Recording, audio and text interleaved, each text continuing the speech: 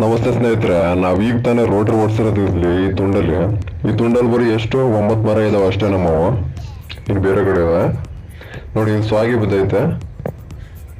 ಈ ಸ್ವಾಗಿ ಬಿದ್ದಿರೋದನ್ನ ನಾವು ಮಾಡೋ ತಪ್ಪೇನಂದ್ರೆ ಅವಾಗ್ಲೇ ಎತ್ತಾಕ್ಬಿಡ್ಬೇಕು.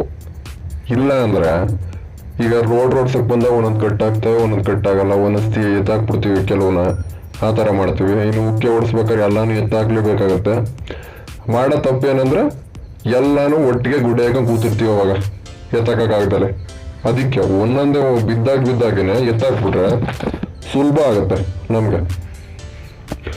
ಆ ಥರ ಮಾಡ್ಬೇಕು ನಾವು ರೈತರುಗಳು. ನೋಡಿ, ಯಾರೋ ಅಡಿಕೆ ಗಿಡ ಹಾಕಿದಾರೆ. ಹೆಚ್ಚು ಕಡಿಮೆ 1.5-2 ವರ್ಷ ಆಯ್ತು ಸ್ನೇಹಿತರು ಇದು ಹಾಕಿ. ಇವರು ನಿಗಾ ನೋಡಿಲ್ಲ. ಸುಮ್ಮನೆ ನಾವು ಹಾಕ್ತೀವಿ ಅಡಿಕೆ ಗಿಡನ ಅಂತ ಹಾಕ್ಬಿಟ್ಟು ಅವ್ರು ತೆಂಗಿನ ಗಿಡದ ಮುದ್ದಕ್ಕೆ ಆದ್ರೆ ನಿಗಾ ನೋಡಿಲ್ಲ ಅಷ್ಟೆ. ಏನ್ ಮಾಡೋದು ಹೇಳಿ? ನೀವು ಆ ಥರನೇ ಮಾಡಿ ಸ್ನೇಹಿತರೆ. ಸುಮ್ಮನೆ ಸೋಗೆ ಬಿದ್ದಾಗ ಎದ್ದಾಕ್ಬಿಡ್ರಿ. ಎಲ್ಲ ಒಟ್ಟಿಗೆ ಗುಡ್ಡೆ ಹಾಕೊಂಡು ಹಿಂಸೆ ಪಡೋದು ಬೇಡ ಅಂತ ನಮಗೆ ಈಗಾಗಿದ್ದ ಅನುಭವ ನೋಡಿ ಇದನ್ನು ತಿಳಿಸ್ತಾ ಇದ್ದೀನಿ ಅಷ್ಟೇನೆ. ಸುಮ್ಮನೆ ಯಾಕಲ್ವಾ.